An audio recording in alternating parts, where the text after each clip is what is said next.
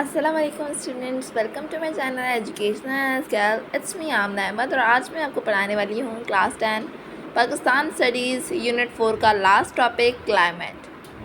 So let's start students. तो यहाँ जो है हमारा ये पाकिस्तान जो है ये मानसून रीजन के वेस्टर्न पार्ट में सिचुएटेड है। मैं सिर्फ उर्दू पढ़ देती हूँ आपको ताकि ये वीडियो ज़्यादा लंबी ना बन सके। ओके, सो जो है जो नॉर्थ साइड है मानसून का, ठीक है ना, जो नॉर्थ साइड है वो जो है काफ़ी ज़्यादा गर्म है। हमारा जो है मानसून रीजन के वेस्टर्न पार्ट में सिचुएटेड है, ये याद रखना है जो मैंने पॉइंट्स हाईलाइट किए हुए हैं।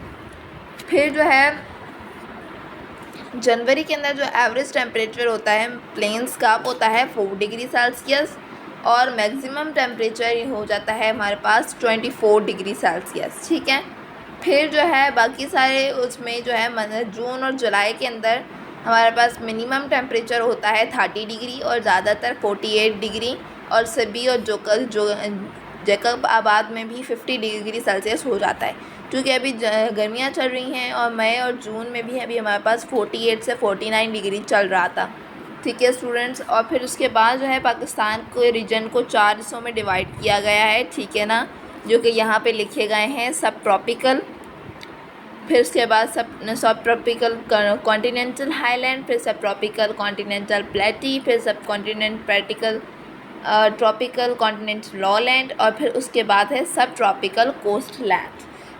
तो सबसे पहले सब ट्रॉपिकल कॉन्टिनेंटल हाईलैंड की तरफ देख लेते हैं। ये क्या होते हैं? ये यहाँ पे माउंटेन रेंजेस होती हैं, ठीक है ना, जैसे कि हिमालयाज़, वज़ीरिस्तान, लुराया।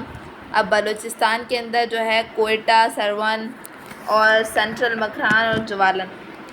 फिर यहाँ पे जब सर्दी होती है तो जो है ना यहाँ पे बहुत ज़्यादा जो है स्नोफॉल भी हो रही होती है। या अब कौन कौन से रीजन्स में जहाँ पहाड़ी इलाके हैं वहाँ पे जो है बर्फ़बारी भी हो रही होती है। और फिर गर्मी भी जो है ना काफ़ी हद तक जो है ना सर्दी होती है, यानी कि इतनी ज़्यादा गर्मी नहीं होती वहाँ पे। फिर क्या होता है वहाँ पे कि उनके पहाड़ जम जाते हैं और फिर वो पहाड़ जो है ना गर्मियों के अंदर वो सारे रिवर्स बन के आ रहे होते हैं। फिर उसके बाद सब ट्रॉपिकल कॉन्टिनेंटल हैं, सब tropical continent parts of Balochistan है, ठीक है ना। फिर इनके अंदर जो है मई से सितंबर के अंदर है बहुत गर्मी होती है इनके पास, ठीक है ना, बलूचिस्तान के इलाकों के पास। और फिर डस्टी विंड्स और बहुत ज़्यादा गर्मी होती है। और फिर जनवरी और फरवरी में इनका नॉर्मल 50 mm होता है बारिश का, यानी इतनी ज़्यादा बारिश नहीं होती इनके यहाँ, ठीक है ना। ये ड्राई है, खुश्क, डस्टी विंड्स होती हैं और बहुत ज़्यादा गर्म भी होता है। फिर उसके बाद सब ट्रॉपिकल कॉन्टिनेंटल लॉलैंड होता है। ये लॉलैंड कौन से हैं? पंजाब और सिंध साइड के, ठीक है ना। इनका समर बहुत ज़्यादा गर्म होता है और हमारा भी सिंध वालों का भी समर जो है बहुत ज़्यादा गर्म होता है, ठीक है। फिर जो है ना गर्मियों के अंदर ही हमारे पास मानसून हो रही होती हैं, पंजाब के अंदर कम हो रही होती हैं बारिशें, और जो है यहाँ पे हमारे पास सिंध के अंदर थोड़े काफ़ी ज़्यादा बारिशें हो रही होती हैं। फिर कोस्टल एरियाज़ सिंध के हैं, जैसे थर है और एक्सेट्रा। कोस्टल जो भी एरियाज़ हैं इनके अंदर भी जो है बलूचिस्तान प्रोविंसेस, ये कौन से होते हैं? सब ट्रॉपिकल कोस्ट लैंड होते हैं। फिर उसके बाद इनका टेम्परेचर होता है 32 डिग्री सेल्सियस और यहाँ पे 180 mm बारिश हो रही होती है सब ट्रॉपिकल कोस्ट लैंड के अंदर, ठीक है, जिनके अंदर सिंध और बलूचिस्तान भी है। फिर नेक्स्ट है हमारे पास क्लाइमेट का कोई असर हमारी ज़िंदगी में पड़ता है या नहीं, क्लाइमेट कितना असरअंदाज होता है हमारी आम जिंदगियों में।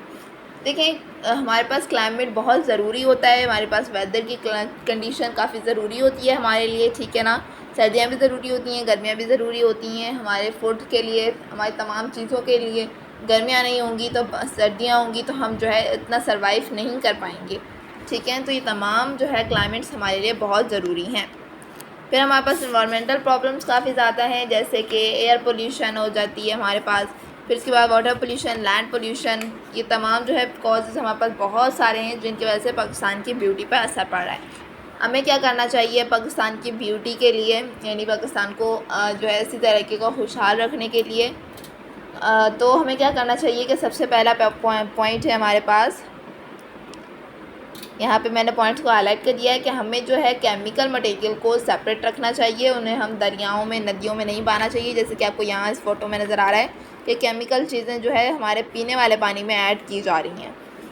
फिर उसके बाद गाड़ियाँ और जो धुआं फैलाने वाली गाड़ियाँ हैं ना, उनको हमें बैन कर देना चाहिए, ठीक है ना। फिर क्या करना चाहिए, गवर्नमेंट को इस पे एक्शन लेना चाहिए। और फिर उसके बाद जो है ना हमारे पास प्लांटेशन यानी कि ज़्यादा से ज़्यादा प्लांटेशन करनी चाहिए, जितने हो सकें दरख्त लगाने चाहिए और फॉरेस्ट की कटिंग्स को रोकना चाहिए, ठीक है ना। और फिर उसके बाद हमारे पास प्लास्टिक जो है शॉपर्स को जो है बंद करना चाहिए, उनको इस्तेमाल करना बंद करना चाहिए। जिन्हें हम पॉलीथीन बैग्स कहते हैं उनको हमें इस्तेमाल करना बंद करना चाहिए। और जो है हमें जो है इसे प्लास्टिक बैग्स अगर हम यूज़ भी कर रहे हैं तो उनको हम खुली जगहों पे ना फेंकें। ओके, फिर उसके बाद होती हैं अरेंजमेंट और फॉर क्लीनलीनेस। ये हमारी गवर्नमेंट के ऊपर होता है कि वो हमारे जो है गलियों सड़कों को साफ़ रखें, लेकिन हमारे ऊपर भी ज़िम्मेदारी है कि हम जो है अपनी गली सड़कों एटलीस्ट जहाँ हम रहते हैं उसकी गली उसके इलाके को साफ़ सुथरा रखें। फिर उसके बाद रेडियो के, टेलीविज़न के और सोशल मीडिया के ज़रिए हम जो है इसकी अवेयरनेस फैला सकते हैं एनवायरमेंटल पोल्यूशन पे, ठीक है। क्योंकि इससे हमारे पास काफ़ी सारी बीमारियां हो रही होती हैं हमें, सो इससे हमें हमारे पाकिस्तान को बचाना चाहिए और इसकी वजह से पाकिस्तान की ब्यूटी पे भी असर पड़ रहा है। सो ये हमारा यूनिट 4 हमारा कंप्लीट हो चुका है। इंशाल्लाह नेक्स्ट वीडियो के अंदर हम यूनिट 5 रिसोर्सेज ऑफ पाकिस्तान के साथ हाजिर होंगे स्टूडेंट्स। सो 4 यूनिट मैं पढ़ा चुकी हूँ, टोटल 13 यूनिट्स हैं। मेरे चैनल को सब्सक्राइब कर दें, बेल आइकन के बटन को दबा दें ताकि आने वाली हर वीडियो आपको मिल सके, क्योंकि अभी तक मैंने 4 यूनिट्स के कॉन्सेप्ट क्लियर किए हैं। इंशाल्लाह आने वाले वक्तों में मैं तमाम यूनिट्स के कॉन्सेप्ट क्लियर कर दूँगी। दुआओं में याद रखिएगा। अल्लाह हाफ़िज़।